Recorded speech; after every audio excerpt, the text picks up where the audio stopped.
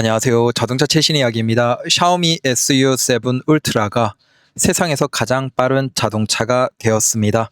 자, 이건 니르부르크링 유튜브 공식 채널입니다. 여기에서 7분 4초 957로 오피셜 랩 타임이 올라왔습니다. 쭉 한번 보시죠. 자, 이 장면이 가장 충격이었습니다. 보시면 밑에 GPS 상으로 스피드가 346km.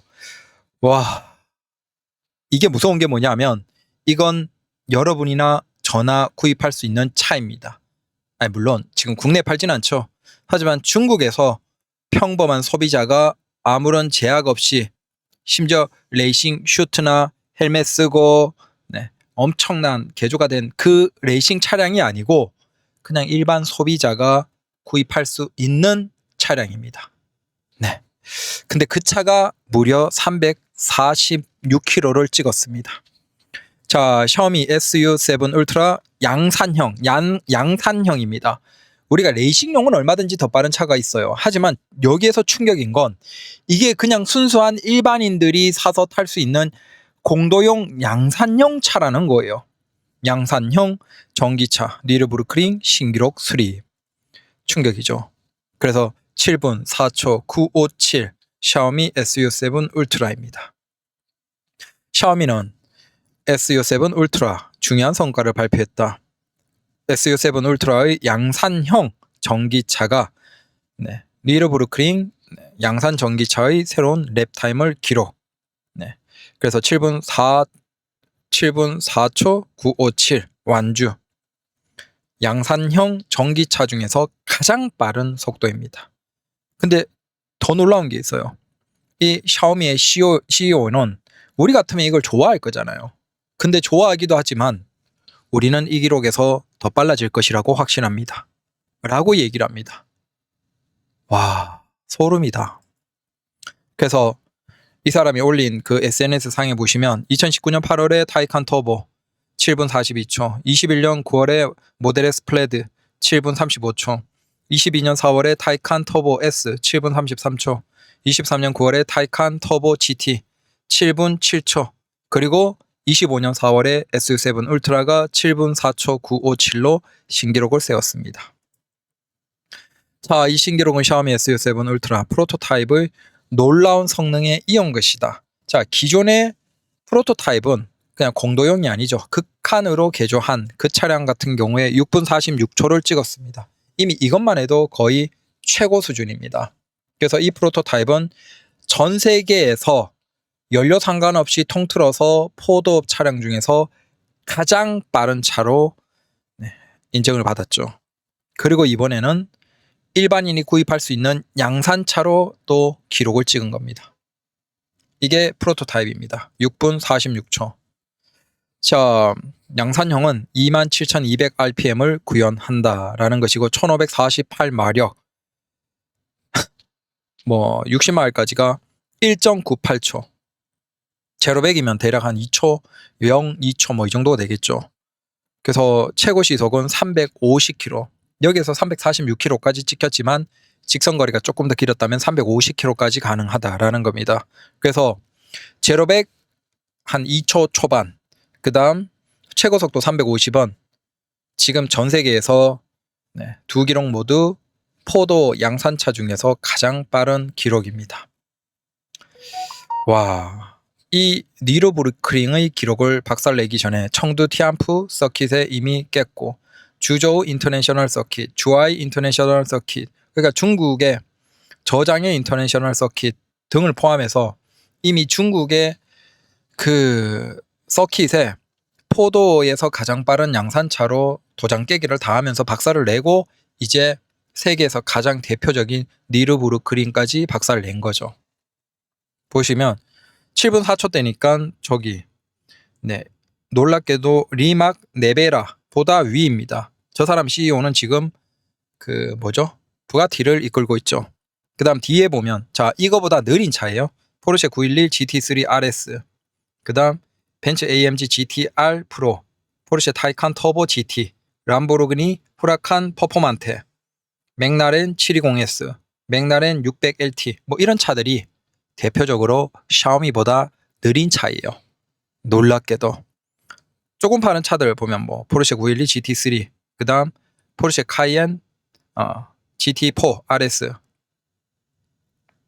쭉 보면 좀 많이 느린 차들도 어마어마합니다. AMG GTR, 뭐 다치 바이퍼 ACR, 뭐 저런 건 개조 차이겠죠. 그 다음 포르쉐 카레라 GT. 그러니까 M4도 있네요. M4 CLS. 그 다음 렉서스 LFA, 니르부르크링 패키지. 저런 차는 너무 느리네요. 그 다음에 람보르기니 아벤타도르 슈퍼벨로체. 그냥 일반 버전인 것 같고 7분 15초. 그러니까 우리가 아는 슈퍼카들, 극상의 슈퍼카들도 굉장히 느린 차죠. 네, 샤오미에 비하면. 극한으로 이제 상위에 있는 차들이 페라리 296 GTB 뭐 그런 차들이 있는데, 이건 뭐 전혀 다른 일반 양산차라고 하긴 힘들고 전혀 다른 급의 차들이겠죠. 물론 페라리는 순정이겠지만, 자, 그건 프로토타입이 이미 넘어섰고, 그래서 샤오미가 공유한 영상에서는 SU7 울트라가 GPS 인증 속도 기준으로 346km에 도달한다. 그래서 가솔린 및 전기차를 불문하고 역대 가장 빠른 양산 세단이 되었다라는 겁니다. 이전 최고 기록이 334km를 기록한 마세라티 기블리 334 울티마가 가지고 있었다. 자, 더 놀라운 건 이거보다 더 빠를 수 있다라고 주장하시는 거죠, CEO가. 그리고 최고 기록은 350까지 가능하다. 중요한 건 이건 그냥 SU7 울트라의 트랙, 그러니까 트랙 패키지가 추가된 것 뿐입니다. 오해하시면 안 되는 게 서킷을 위한 개조차가 아니에요. 이게 무서운 거예요. 일반 소비자들이 나는 트랙 패키지 추가해서 요거 살래 라고 하면 누구나 가질 수 있어요. 다만 이 사람이, 이 CEO가 중국의 젊은이들을 얼마나 걱정하냐 하면, 그 혈기왕성한 젊은이들 입장에서 300이 넘는 속도가 가능한 이 차를 얼마나 가지고 싶겠습니까? 돈이 있는 애들은 다 가지겠죠. 포르쉐보다도 훨씬 압도적인 차인데. 근데 걔들이 100% 이거 가지고 공도에서 죽을 애들이 너무 많은 거야. 그러니까 처음에 레이진 그 CEO가 어떻게 하냐면, 어떤 안전 테스트를 통과하면 구입할 수 있고, 구입한 다음에 이걸 풀어주는 형태로 제시를 한 거예요. 자기도 겁이 난 거야. 중국의 젊은 애들이 이 정도 차를 산다는 건 돈이 많은 집의 자식이잖아. 근데 걔들이 이 차 가지고 100% 사고 나고 죽을 게 분명하기 때문에 겁이 났겠죠. 당연히 그게 이슈가 될 것이고. 그러니까 무서워서 이걸 안전 테스트를 거쳐서 합격하면 풀어주겠다 라고 했다가 욕을 바가지로 먹었대요. 왜 그러냐, 우리가 알아서 할 건데 라고 해서 이제는 가급적이면 안전 테스트를, 그러니까 안전 그냥 조언을 하겠죠. 이게 얼마나 위험한지에 대해서 조언을 하겠죠. 극한의 상황에서. 그러니까 넓은 트랙 같은 데서 좀 미끄럽게 해서, 이게 막 단순히 우리가 100에서는 뭐 미끄러지는 경험을 가끔 할 수는 있지만 200, 250, 300은 전혀 다른 세상이거든요. 그때는 그냥 삐끗하면 죽겠죠. 근데 이건 레이싱카도 아니야. 뭐 속에 뭐 안에 다 개조된 그런 차가 아니라는 거예요. 그래서 여기에 대해서 아마 위험에 대해서 최대한 알리는 쪽으로 교육을 하지 않나. 다만 이걸 하지 않아도 가능은 하게 했다라고 합니다. 야, 이게 참 뭐랄까 배부른 걱정이죠. 그래서 대단하기도 하고 이 정도로 가고 있습니다.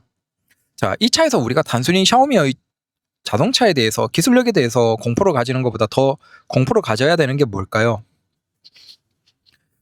도요타가 일본 안에서 하청기업 4차 밴더까지 하면 기업이 몇 개 정도 있을까요?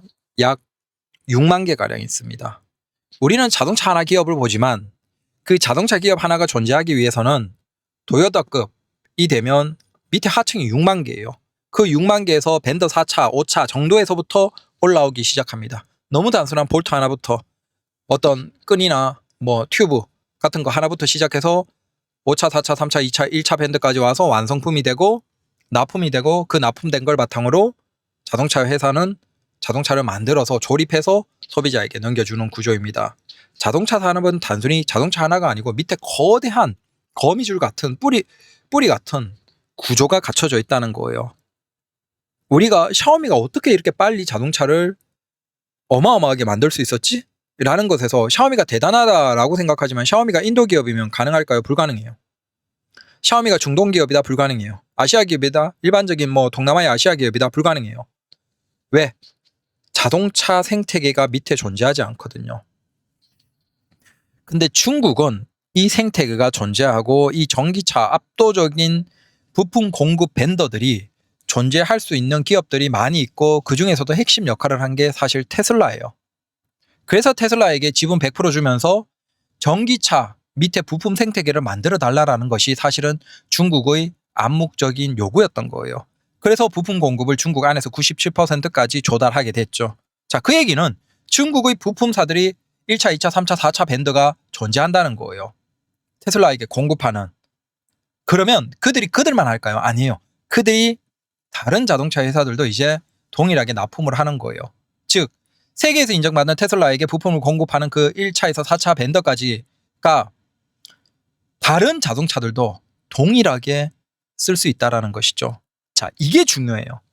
왜 중국이 테슬라만 중국에 100% 지분 주면서 처음으로 들여왔고 지금 두 번째로 들여오는 애들이 누구일까요?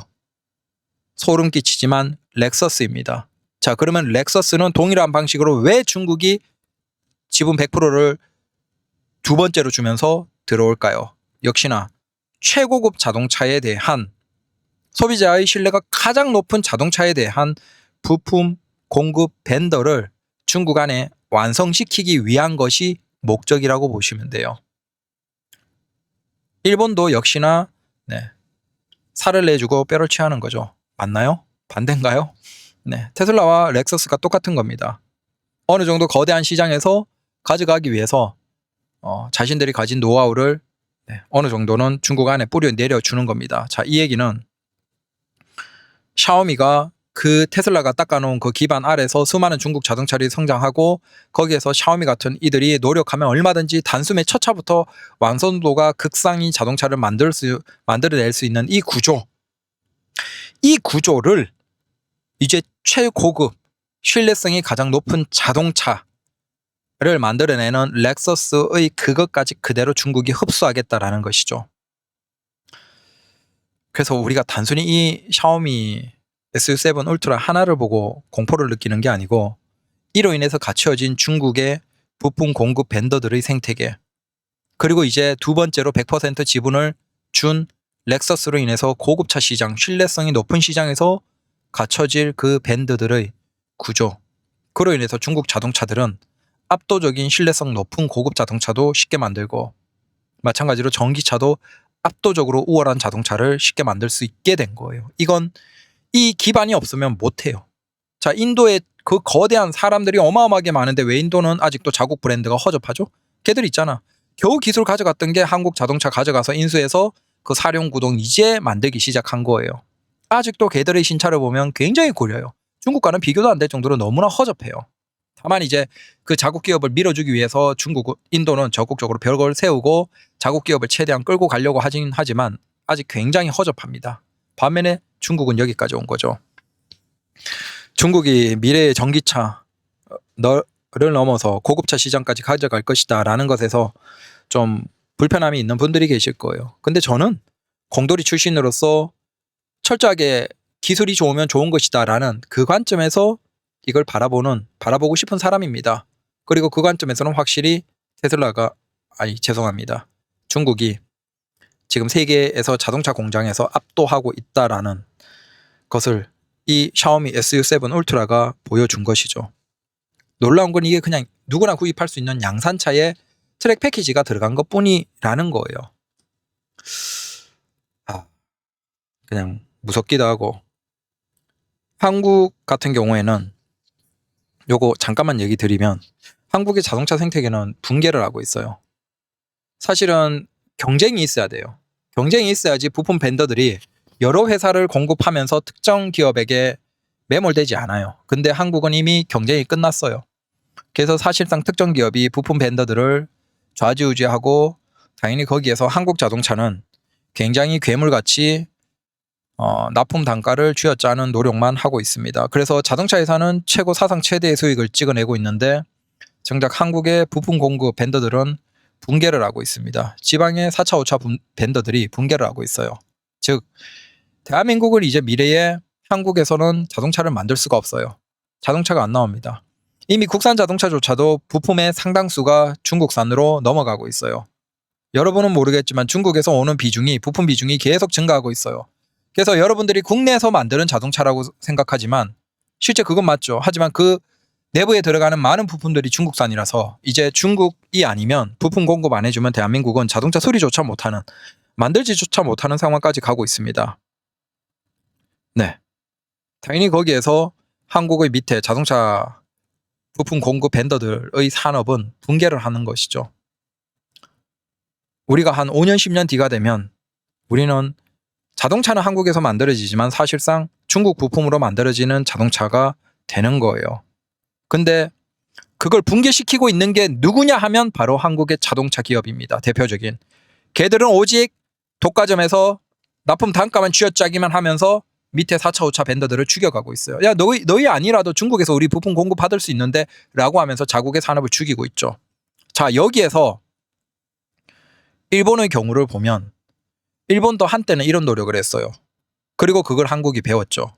근데 거기에서 정부, 그다음 일본에서는 자동차 공업 대표단이 있고 그다음 부품 공급 대표단이 있어요. 그러니까 벤더들의 대표단이죠. 그래서 자공회, 부공회, 그다음 중앙에 정부가 있어 자, 우리가 지금처럼 이렇게 가면 모두가 죽는다라는 걸 정부가 중재하고 그다음 거기에서 토요타가 대표적으로 총대 메고 자, 이제 우리가 단순히 납품 단가를 계속 쥐어짜서 수익만 올리는데 매몰되면 우리 모두가 일본의 자동차 사는 모두가 죽는다.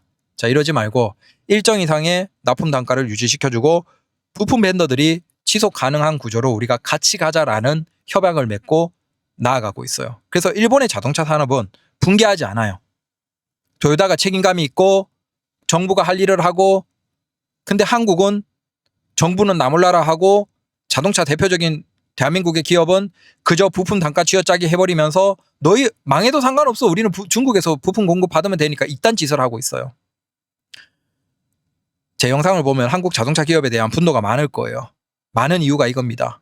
저는 기계과 공돌이를 나왔고 제 나이대에 그 애들 저기 대구 경북 부산 이런 데 자동차 회사에 걔들 끽해봤자 뭐 2차 3차 벤더예요. 2차 정도면 잘 나가는 애들이고 3차 4차에 있는 애들이에요. 손에 기름때 묻혀가면서 그림 그려가면서 뭐 캐드 하거나 뭐 하면서 그 자동차에 들어가는 별것 아닌 그 부품을 만들면서 그래도 가장이고 아버지로 역할을 해왔는 걔들이 지금 다 갈려가고 있어요. 나락을 가고 있어요. 그나마 할 줄 아는 게 그거밖에 없는데 손에 기름때 묻혀가면서 그래도 보람을 느끼면서 그걸 했는데 한국의 대표적인 자동차에 부품을 공급한다라는 그 자부심으로 살아왔던 그냥 제 동기 수많은 공돌이들, 기계과 출신 애들이 지금 나락으로 가고 있어요. 일자리가 없어요. 대구 경북에 부산에. 그걸 보니까 내가 자기들이 돈 많이 번다고 아주 잘 나가고 있다고 우쭐거리고 있는 저 대한민국의 자동차 기업에 대해서 분노가 치밀어 오르는 거예요. 그 꼬라지를 볼 때마다.